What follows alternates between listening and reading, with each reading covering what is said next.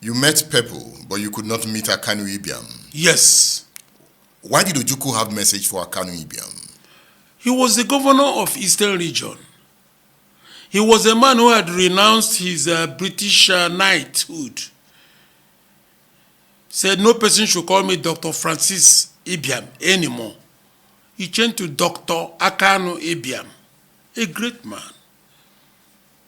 A great man. He was in touch with Emeka through Emeka in Nigeria. I was to reinforce something which he wanted me to do personally. But when I arrived, Uwana, that's his village in Afibo, they say he just left. This security man asked him, I said, I cannot go without seeing this man. Can you give me a telephone number in Enugu? I'm going back to Enugu. He refused. So I didn't get to see him. But I met another stalwart, the Bishop of Port Harcourt, pre-war. Were there countries funding Ojukwu in exile? Funding in the sense of eating food and putting food on the table and paying school fees? Because while I was reading your book, yes, I saw the movement, the networking, the hotel accommodation, and I kept calculating. So this is huge budget. Who is funding this movement? I kept asking myself. I said I was going to ask you. Outside Ojukwu being a businessman, because the budget was huge. You could see the movement. You fly. Bringing Ghanaian editors. Everybody, even coming into Nigeria. Yes. That budget was huge. Were there countries funding Ojukwu? Emeka was funding himself. Was funding himself. Yes. His businesses were doing so well. His businesses were doing very well. Seresi was doing well. Phoenix African was doing well. Dow was doing well. Yes, at some point, you met your Waterloo. You sneaked into Nigeria. So by this time, you were preparing to go study in Germany. West Germany. And on your way to Frankfurt, after you had come to do your networking in Nigeria, by this time Emeka was gone. Emeka in Nigeria was out of the country. Exactly. You've done your work, and at the airport, the Nigerian authorities arrested you. How did you feel at that moment when you were called to step aside? Okay, I was heading to Fort Zion. Emeka Ojukwu had arranged for further studies for me there. It was at the airport that I checked in my luggage, and one young man, I would say, I still remember him, about 40 years ago, but I still remember him. A little on the short side. Came and said, excuse me, are you Mr. K.B. Esinulo? I said, yes. Have you checked in your luggage? I said, yes. Please come and show me your luggage. It didn't occur to me that it was security.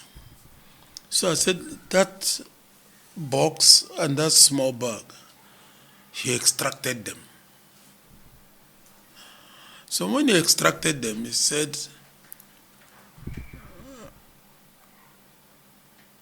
I will take you somewhere. Now I asked him, what's the problem? He said, I will tell you what the problem is. That was how the trip was aborted. So from there to Moloney Street, then police headquarters. From police headquarters to Kirikiri. No, to Alabo. Alabo to Kirikiri. What was your offense? It's in the book. That I, at that age, was in charge of all the anti-Gowon propaganda abroad. Was it not true? I wasn't, no. But Ojukwu was in charge. Emeka was in charge, but... you had public relation companies working for the Ojukwu network in Switzerland. You stated that in the book. And in Mark Press. Worked for Biafran throughout. That was why our story was better heard outside than Yakubu Gowon's. And they kept working for Ojukwu in exile. Yes, up to a point, because the contract had not been elongated, but it hadn't expired. And you are Ojukwu's man. Yes. Coming into Nigeria at different times to bring in news and take out news. Is that not true? To accuse me of being in charge of anti-Gowon propaganda abroad was making me larger than I was. You were critical to that network. There were organizations that didn't like the collapse of Biafran, and therefore was working against Gowon and his regime. Luckily, by this time, the unpopularity of the man has started growing, even within his own military. Emeka was monitoring events from Yamoussoukro, that the man was not doing well, that the Nigerian economy was getting down. I hope it is now that it is really down, that this thing is getting down. And I don't know why they were thinking that Emeka in Nigeria and Kanayo Esinulo were the only people in charge of the anti-Gowon propaganda abroad. But you knew you were a prominent link ferrying Ojukwu messages into Nigeria and taking messages out. Even in Ghana, you were critical to the organization of Ojukwu messages. The Nigerian authority was not wrong, don't you think so? Yeah. You wrote that. Look Yes. at the book we are talking about. Look, this is a book you should read. Thank you very much. It's a book you should read to understand why I am insisting that Kanayo Esinulo knew a lot. Perhaps you need to write another book.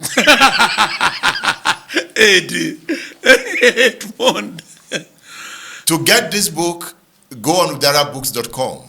You'll find this book on udarabooks.com. You can also order through our WhatsApp numbers. The numbers are on the screen. I am telling you, this is the book of 2024. Thank you very much. A lot have been written here. So they got you. The Nigerian authorities got their man. They were very happy. You can see it on their faces. Because they were talking in suppressed tone. You know, before I got to that point in the book, the suspense, I kept saying, would they catch him? I said, they will catch him. Oh. The way he's sneaking in and sneaking out. You know, so when we got to that airport, I kept waiting for them to catch you. Instead, I said, man, I was not saying if they didn't get him, that means the Nigerian intelligence network is poor. Yes. Because the way you were coming in, and going out. And I must say that, anyway, so from the airport to Moloni Street, from that street, police headquarters, to Kirikiri, you spent 3 years. 3 torturous years.